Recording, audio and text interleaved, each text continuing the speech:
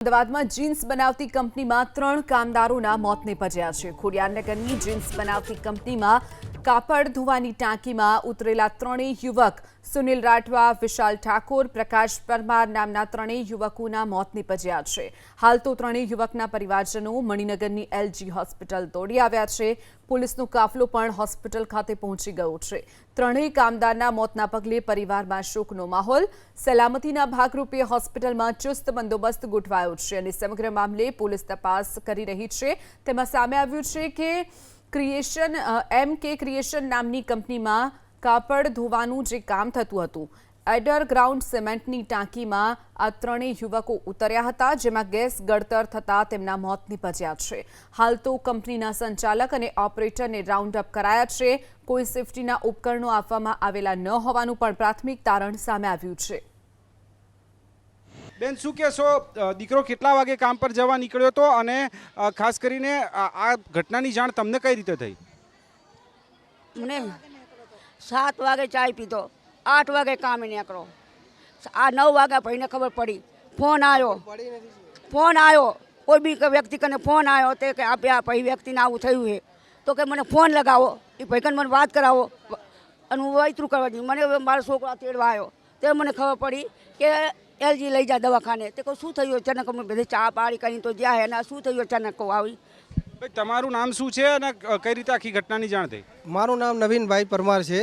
આ ઘટનાની જાણ કોઈ સામેથી કોઈ આપી નથી। આ મેં સામેથી ફોન કર્યો 9:20 તો આ જાણની ખબર પડી। એનો જે છોકરો ગુજરી ગયો ને એના ફોન બીજા કોઈ વ્યક્તિએ ઉપાડ્યો, એને એવું કીધું કે આ બનાવ બની છે, બેભાન થઈ ગયો છે, પડી ગયો છે, એવું એટલું કીધું। એમ નહીં કે ટાંકીમાં પડ્યો, કેમિકલમાં પડ્યો, એ કંઈ કીધું નથી। એ ખાલી કે અહીંયા આવી જાઓ। હવે એ વ્યક્તિએ બી નામ બી નથી કીધું કે કયો વ્યક્તિ હતો, શું હતું, કઈ રીતે ફોન ઉપાડ્યો। આ તો સામેથી ફોન કર્યો ત્યારે ખબર પડી, બાકી એને કંપનીવાળાએ કે કોન્ટ્રાક્ટરે કોઈ ફોન કર્યો નથી અમને। તમારા પરિવારમાંથી કોનું નિધન થયું છે અને કઈ રીતે જાણ થઈ? અમારે સુનિલ એ ગયો તો સવારે 8 વાગે મને મળ્યો કે કોમે જાઉં, તો એ જતો તો ચા પીધી નીકળ્યો, ત્યાંથી પછી ગયો એટલે ત્યાંથી થોડી વાર 9:30 જેવો ફોન આવ્યો કે સુનિલને કંઈક વાગ્યું। આટલી વાત મળી બસ। પછી આ લોકોએ કેમના ખસેડીને લાવીને અહીં લાવ્યા એ અમને ખબર નથી કે અહીંયા તમે આવ્યા છો, કઈ રીતે જાણ થઈ કે અહીંયા લઈને આવ્યા છે? ખસેડિયા બધા વાતમાં વાત મળી તારે ખબર પડી કે આ માણસને લઈ ગયા છે સિવિલ, એટલે અમે તો અહીં ખબર જોવા જ આવ્યા, ત્યાં આવીને અમે ડેડ બોડી જોઈ। આ બાબતે પોલીસમાં કોઈ જાણ કરવામાં આવી, કોઈ ફરિયાદ નોંધાવવામાં આવી છે ખરી? પહેલી તો કશું જ નથી, પહેલી ફરિયાદ નથી નોંધાવી। અત્યારે આવ્યા પછી બધું આ થયું। હા, તમે શું કહેશો ભાઈ? અમારે તો ન્યાય જોઈએ, 3 છોકરાનો, 3 અને બીજી વાત કે આ ખબર કેમ ના આપી કે હાદસો થયો છે, એ અમારે જવાબ જોઈએ। આ છોકરાનો અમારે આ છોકરા માટે મારો ભાઈ છે નાનો, એનો જવાબ જોઈએ અમારે કે આને ખબર કેમ ના આપી। તમારું શું કહેવું છે બેન? અમારું કેવું, અમારે ત્રણેય બાળકનો ન્યાય જોઈએ। અમે ન્યાય માંગીએ કંપની જોડે, અમારે ન્યાય જોઈએ।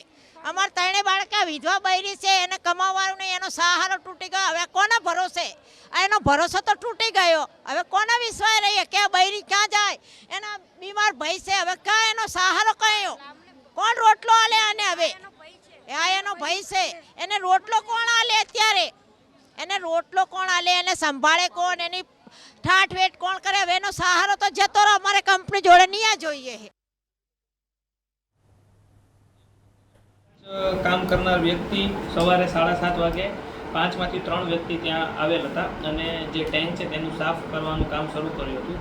જે અનુસંધાન એક વ્યક્તિ સાફ કરવા દરમિયાન નીચે પડતા તેને બચાવતા અન્ય 2 વ્યક્તિઓ પણ અંદર જતા 3 વ્યક્તિનું પ્રાથમિક કારણ જે ગેસ ગળતર ત્યાં થયું હશે તે ટેન્કની અંદર, તે અનુસંધાને તેઓનું મૃત્યુ થયું છે। મૃત્યુ થનાર 3 વ્યક્તિઓના નામ છે પ્રકાશ સોમાભાઈ પરમાર, સુનિલ પોપટભાઈ રાઠવા અને વિશાલ મોહનભાઈ ઠાકોર। જે તેનું મૃત્યુ અંડરગ્રાઉન્ડ સિવેજની ટાંકીમાં જે ગેસ ગળતર થયું છે પ્રાથમિક દ્રષ્ટિએ, તે અનુસંધાને તેમનું મૃત્યુ થયું છે। સવારના લગભગ 9:45 ને 10ની વચ્ચે વારાફરથી 3 યુવકોને લાવ્યા હતા, સુનિલભાઈ, વિશાલભાઈ અને પ્રકાશભાઈ। ત્રણેય લગભગ 20-25 વર્ષની ઉંમરના હતા।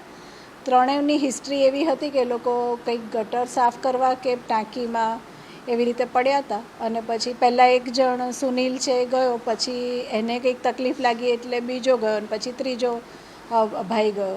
અને ત્રણેય જણા બહાર ના આવતા એ લોકોએ એમને બહાર કાઢવાનો પ્રયત્ન કર્યો અને અહીંયા આવ્યા ત્યારે ત્રણેય જણા બ્રોડ ડેડ હતા.